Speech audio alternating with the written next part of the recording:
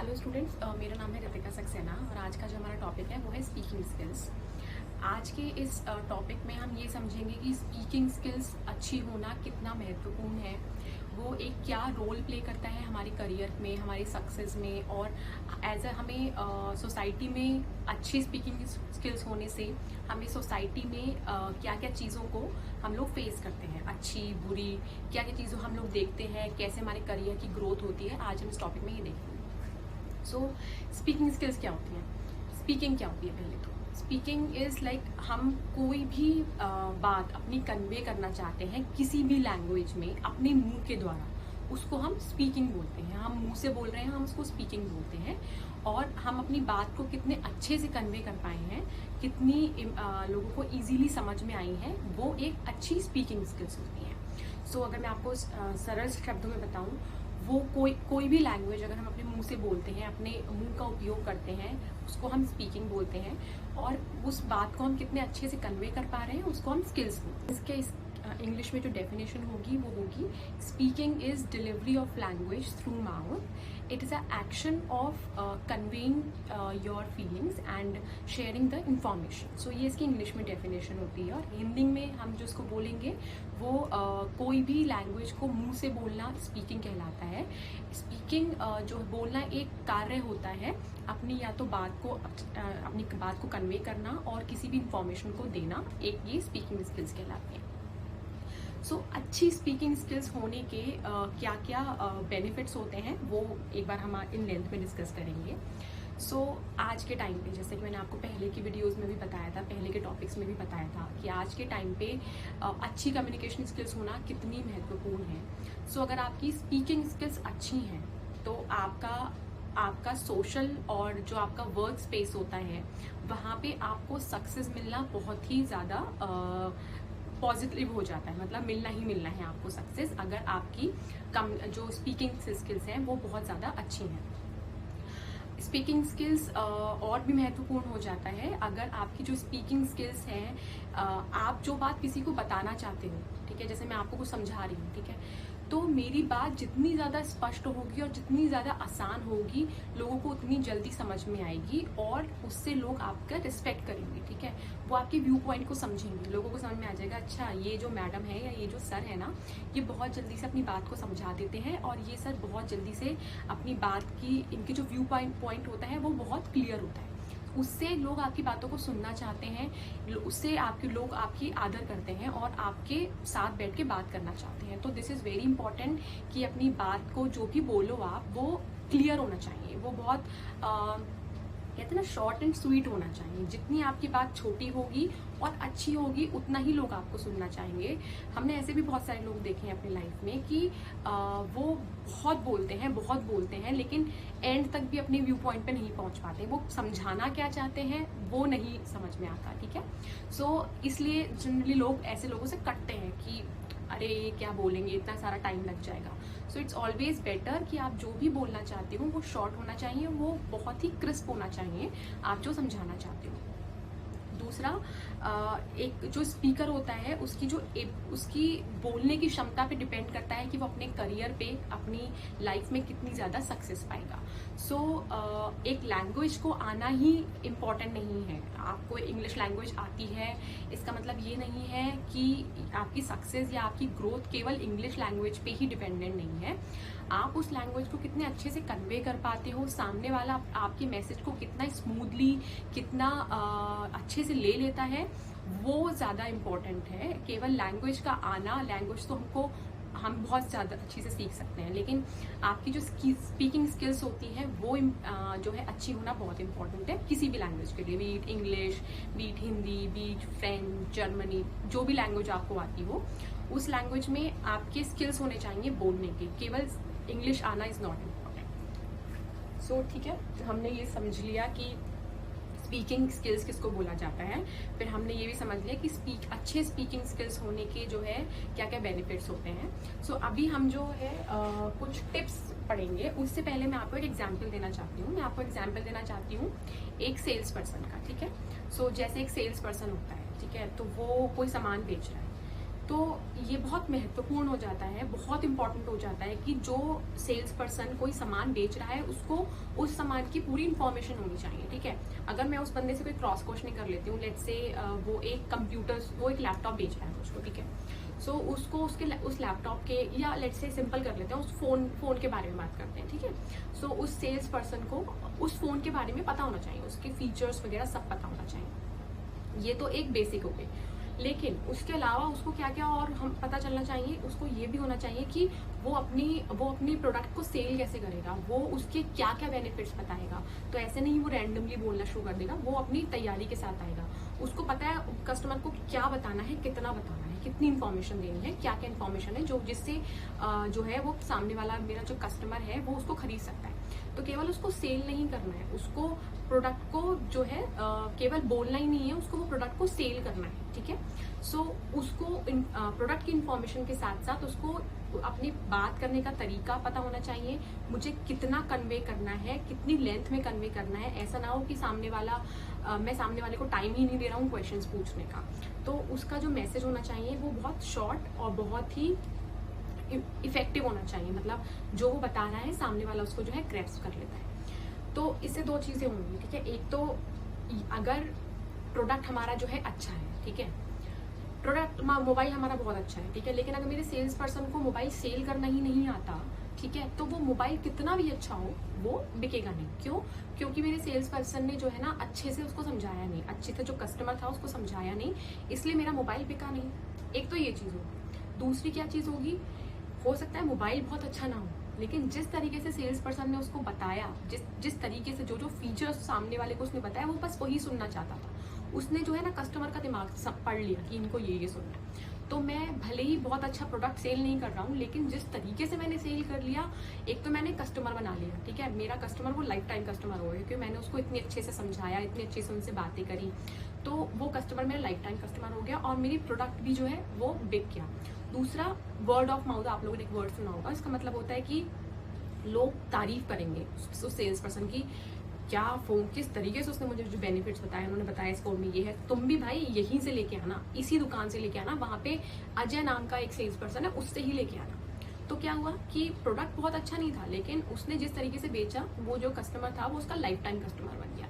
सो यहाँ इस एग्जाम्पल से हम ये समझते हैं कि आपकी जो स्पीकिंग स्किल्स होती हैं वो कितनी महत्वपूर्ण होती हैं आपके कार्य को इजी करने में। आपकी लाइफ, आपकी लैंग्वेज और आपका समझाने का जो एक तरीका होगा वो बहुत अच्छा हो जाएगा, अगर आपको पता है कि आपको क्या बोलना है, कैसे बोलना है और कब बोलना है, ठीक है। तो ये एक शॉर्ट एग्जाम्पल मैंने आपको सेल्स पर्सन का शेयर किया था।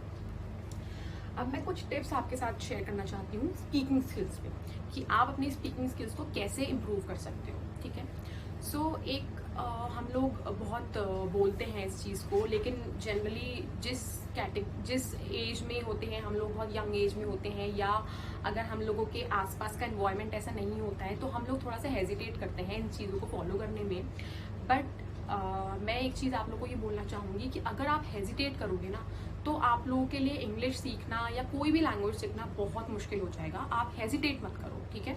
आप सोचो कि यहाँ जो मैं बोल रहा हूँ मुझे सब पता है, मुझे इंग्लिश बहुत अच्छे से आती है। जिस दिन आपने ऐसा सोचना शुरू कर दिया ना, तो और आप अपनी ग्रोथ के लिए लर्न करना शुरू कर दोगे, आपको कोई नहीं रोक सकता, आपकी इंग्लिश बहुत अच्छे से इम्प्रूव हो जाएगी, ठीक है। सो कुछ टिप्स ऐसी हैं, जैसे अगर आपको अपनी कम्युनिकेशन, अपनी स्पीकिंग स्किल्स को इम्प्रूव करना है, तो आप जिन लोगों के साथ आप बैठते उठते हो, आप अपने आप को एक टास्क दे सकते हो कि मैं इस ग्रुप का लीडर हूँ और मुझे जो है अब बोलना है, ठीक है। तो आप एक ग्रुप के सामने बैठ सकते हो और आप उनके सामने बोल सकते हो। It can be group of your family, it can be group of your friends, it can be group of colleagues.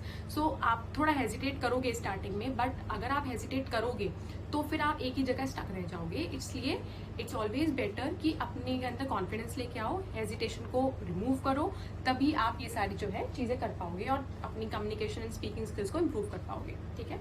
So try to stand in a group of people, और वहाँ पे try to be a leader. और जब आप एक as a leader उस group में बोलोगे, तो आपके स्पीकिंग स्किल्स, आप इस तरीके से बोलो कि मैं इस ग्रुप का लीडर हूँ और मुझे अपनी टीम को जो है मोटिवेट करना है, या मुझे इनको कुछ मैसेज कन्वे करना है, तो आप उस तरीके से बोलो, ठीक है। दूसरा जो टिप है वो है हम जब भी कुछ कभी किसी मीटिंग में या कभी किसी वेबिनार में या कभी किसी ग्रुप ऑफ पीपल के सामने अगर हम कुछ बोलना चाहते हैं, तो जब भी बोलो ना, what is there in your heart. आप ये मत सोचो कि ये बोलूंगा तो वो मेरे बारे में ऐसा डाउट करेगा, मैं ये बोलूंगा तो वो ये ना सोच ले कि मैं भी ऐसा ही सोचता हूँ, ये बात तो ऐसे गलत हो सकती है। आपके दिल में जो है ना, आपके दिमाग में जो है, आपके दिल में जो है, बी ऑनेस्ट। आप जो बोलना चाहते हो, be honest in your thoughts, be honest in your speaking कि आप क्या बोलना चाहते हो, ठीक है। और अपने दिल से बोलो, speak what is in your heart and in your mind. जब भी आप बोलना चाहते हो अपने दिल से बोलो। और आपके दिल में जो है एक टॉपिक पे जब कोई आपको बोलने के लिए बोलता है तो हर टॉपिक पे हमारे कुछ ना कुछ व्यूज होते हैं, ठीक है। आज पॉलिटिक्स के बारे में मुझसे कुछ पूछा जाएगा, मेरा कुछ ना कुछ तो व्यू होगा, ठीक है। अगर एजुकेशन के बारे में मुझसे कुछ पूछा जाएगा, मेरा कुछ ना कुछ व्यू तो होगा, ठीक है। सो ये समझो कि आपको कहाँ बोलना है, कैसे बोलना है, किसके सामने बोलना है, उस हिसाब से अपने दिल से बोलो। आपके दिल में जो है आप वो बोलो।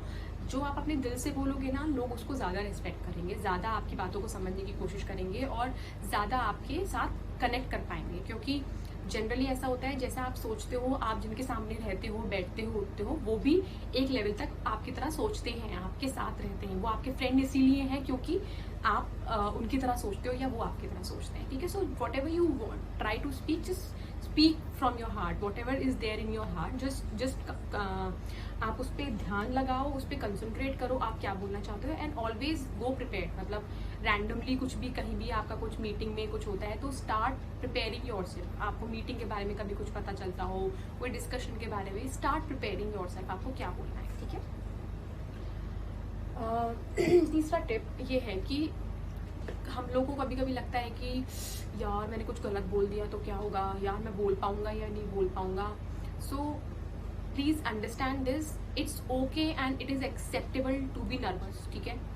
अगर आप कहीं किसी फोरम में जाके या किसी मीटिंग में जाके या किसी कॉन्फ्रेंस में जाके अगर नर्वस हो जाते हो ना, सो इट्स ओके। आपको डरने की जरूरत नहीं है, या आप ये मत सोचना अरे मैं इतने बड़े फोरम में मैंने क्या नहीं बोल दिया, मैंने गलत बोल दिया, लोग मेरे बारे में क्या सोचेंगे। कोई कुछ नहीं सोचेगा। पीपल अंडरस्टैंड कि जनरली स्टार्टिंग में सब लोग नर्वस होते हैं। स्टार्टिंग में मैं भी बहुत नर्वस होती थी, मुझे अभी तक भी ऐसा ही लगता है कि मेरी पब्लिक स्पीकिंग स्किल्स अच्छी नहीं है, ठीक है। लेकिन जब आप जितना बोलते हो, आप जितना प्रैक्टिस करते हो, आप उतना ही अपनी लैंग्वेज पे कंट्रोल पा सकते हो, अपने स्पीकिंग स्किल्स पे, अपने कम्युनिकेशन स्किल्स पे कंट्रोल पा सकते हो। सो अगर कहीं आपको ऐसा लगता है कि मैं एक फोरम में या एक मीटिंग में जो हूँ मैं बोल नहीं पा रहा हूँ, मैं नर्वस हूँ, तो it's okay, this is acceptable. और पीपल अप्रिशिएट अगर आप इस चीज़ को एक्सेप्ट करते हो। सबसे अच्छा तरीका उसका ये है, अगर आपको स्टार्टिंग में लग रहा है या आपको कहीं आप कुछ बोलने से पहले जो है एकदम से नर्वस हो गए हो, तो जस्ट रिलैक्स, थोड़ी सी ऊपर सांस लीजिए, नीचे सांस छोड़िए, थोड़ा सा ब्रीद इन ब्रीद आउट कीजिए और आपका जो नर्वसनेस है ना खत्म हो जाएगा। एंड देन स्टार्ट अफ्रेश, दोबारा से अपनी बात को कन्वे करने की कोशिश कीजिए, आप क्या समझाना चाह रहे हो। सो इस टिप से मेरा मतलब था, it's okay if you are nervous. अगर आप कहीं कुछ भूल जाते हो तो इट्स एक्सेप्टेबल। कोई भी कुछ भी आपके बारे में डाउट नहीं बनाएगा, और अगर बनाता है then you should not worry about it. आपको ये सोचना चाहिए कि मुझे अब क्या बोलना है, ठीक है। चौथा टिप जो है वो ये है कि जरूरी नहीं है कि आपको अपनी बात बोलने के लिए या आपको अपनी अब जो आप बोलना चाहते हो उसके लिए आपको एक लैंग्वेज पे बहुत अच्छी पकड़ होने की जरूरत है, ठीक है। जरूरत है आप उस टॉपिक के बारे में कितना पैशनेट हो, आपको उस टॉपिक के लिए आपने कितना प्रिपेयर किया अपने आप को, ठीक है। सो अब इंग्लिश मैं आपको एक एग्जांपल दूंगी इसके लिए कि अगर जरूरी नहीं है कि मुझे इंग्लिश आती हो तो मैं सामने वाले बंदे को अपनी बात को बहुत अच्छे से समझा भी सकती हूँ। अब मैं एक एग्जांपल देती हूँ, आप एक्सप्रेशंस को नोट कीजिएगा कि I have a farm and there are so many mangoes in my farm and we have got cows, we have got cattle into our farm and we are planning to go to abroad this year. So आपने देखा मेरे expressions देखे, मैं आपको कुछ English में बता रही हूँ और इंग्लिश ठीक है, मतलब ऐसा कुछ नहीं है कि ग्रामर गलत थी या कुछ गलत था, बट आप मेरे एक्सप्रेशंस देखो, I am not enthusiastic, I am not passionate about what I am saying. अब इसी ही बात को अगर मैं दूसरे अपने पैशनेट वे में बताती हूँ तो I have a farm, right? And I've got so many cows and so many cattle, and we are planning to go abroad this year. आपने वे देखा कि मैं उसी बात को जो है दूसरे तरीके से बता रही हूँ, लेकिन I am passionate about what I am saying, what I am telling you, and I am enthusiastic about my topic. So आप जो भी बताते हो, try to bring life into it. Life into it से मेरा मतलब है आप जो भी बताते हो उसको फुल डेडिकेशन से, फुल पैशन से और एक्सप्रेशंस के साथ बताओ. ठीक है, जब आप अपने बात को एक अच्छे तरीके से सामने वाले से आई टू आई कॉन्टैक्ट बना के, और जैसे मैंने पहले की वीडियोज में बताया था, try to use your hands. जब आप कुछ किसी को समझाते हो, कुछ कम्युनिकेट करना चाहते हो, try to use your hands. उससे आप बहुत अच्छे से ग्रिप बना सकते हो सामने वाले को, आप क्या समझाना चाह रहे हो, और इससे ये भी सामने वाले को समझ में आता है कि आप जो भी बोल रहे हो ना, आपका उस पर बहुत अच्छा पकड़ है, आपकी होल्ड बहुत अच्छी है, and you are passionate about it. So जो भी बोलो, जैसे भी बोलो, just try to be passionate about your topic. Enthusiasm होना बहुत इंपॉर्टेंट है आपको. मतलब अगर आपकी एनर्जी लो है, आप जो बोलना चाहते हो, आपकी एनर्जी लो है, लेकिन आपकी इंग्लिश बहुत अच्छी है, कोई नहीं सुनेगा. आपकी इंग्लिश भले ही थोड़ी सी खराब है, लेकिन आपका जो एनर्जी लेवल है वो बहुत अच्छा है ना, तो आप मैक्सिमम जो जनता होती है उसकी अटेंशन को बहुत अच्छे से सीख कर सकते हो. पांचवा एक जो बहुत इम्पॉर्टेंट मुझे लगता है, एक टिप मैं आप लोग को देना चाहूँगी, वो है कि हम अपने बेस्ट जज होते हैं. ठीक है, सो आप इस चीज़ को नोटिस करना कि आप अगर शीशे के सामने खड़े हो और आप अपने आप से 2 मिनट भी आंखों में आंखें डाल के कुछ बोल लोगे ना, तो आप बोल नहीं पाओगे. This is very tough. मतलब हम लोग को लगता है अरे मैडम इसमें क्या है, ये तो हो जाएगा, मैं शीशे के सामने खड़े होकर देखिए मैं 10 मिनट बात कर लूँगा. शीशे के सामने खड़े होकर बात करना इट्स ईजी, बट अब शीशे में खड़े होकर अपनी आंखों में आंखें डाल के देखना इज बिट डिफिकल्ट. तो हम कहते हैं ना, हम अपने आप के बेस्ट जज होते हैं. तो अगर आप शीशे के सामने खड़े होके कुछ भी, अगर आप अपने टॉपिक के लिए प्रिपेयर कर रहे हो, शीशे के सामने खड़े हो, अपनी आई टू आई कॉन्टैक्ट बनाओ, अपने हैंड्स का यूज़ करो और अपनी बॉडी लैंग्वेज को वॉच करो कि मैं कैसा लग रहा हूँ या मैं कैसी लग रही हूँ बोलते वक्त. अगर आप सही में अगर आप इस चीज़ को फॉलो करोगे तो आप खुद देखोगे कि आप जो है कितना इम्प्रूवमेंट आएगा आपके बॉडी लैंग्वेज में, आपके स्पीकिंग स्किल्स में, आपके कॉन्फिडेंस लेवल पे. अगर आप अपने आप को देख के बात कर सकते हो ना, देखो क्या होता है ना कि जब हम अपने आप को मोबाइल में देखते हैं, अपनी कोई वीडियो देखते हैं, हम क्या करते हैं, हम जनरली अपने आप को वॉच करते हैं. अरे मैं ऐसे तो नहीं खड़ी हूँ, मैं वैसे तो नहीं, मैं कैसी लग रही हूँ, मैंने क्या पहना है. जब आप ऐसे ही जब अपने आप को सामने शीशे में देखोगे तो आपको पता चलेगा कि मैं जो बोलने का तरीका है वो कैसा है. सामने अगर किसी से बात करती हूँ, शीशे के सामने खड़े होकर बात करूँगी, तो जब मैं अपने सामने ऐसे बात करूँगी तो मैं बाहर वालों के सामने भी मेरी यही पोस्चर है, मेरा यही बॉडी लैंग्वेज है, मेरा ये बात करने का तरीका भी यही है. So we are the best जज ऑफ आवर सेल्फ. ठीक है, तो it's a very good way. I have improve myself a lot doing this. मैं शीशे के सामने खड़ी होती थी, अपनी इंग्लिश बोलती थी, बहुत बार गलत बोलती थी, तो मुझे लगता था ये मैं क्या बोल रही हूँ. ठीक है, लेकिन धीरे धीरे इम्प्रूवमेंट आ जाता है. It takes bit time, but आ जाता है, बट उसके लिए इम्पोर्टेंट है कि आप कितना प्रैक्टिस करते हो. सो ये कुछ टिप्स हैं, speaking in front of a group as a leader, and speaking what is in your heart, and it's okay to be nervous about something, and whatever you speak with your heart, and be passionate, be enthusiastic about your topic, and stand in front of mirror and practice. ये जो सारे tips मैंने आपको दी हैं, I am very sure कि आप इससे जो है अपनी स्पीकिंग स्किल्स को इम्प्रूव कर पाओगे. ठीक है, and most importantly please increase your vocabulary chart. आप जो एक्टिविटीज़ हैं उनको कीजिए, उससे आपको कुछ नए वर्ड सीखने को मिलेंगे. उन वर्ड्स को आप डिक्शनरी में सर्च कीजिए, गूगल सर्च कीजिए उसका क्या मतलब है, and mention it in your vocabulary chart.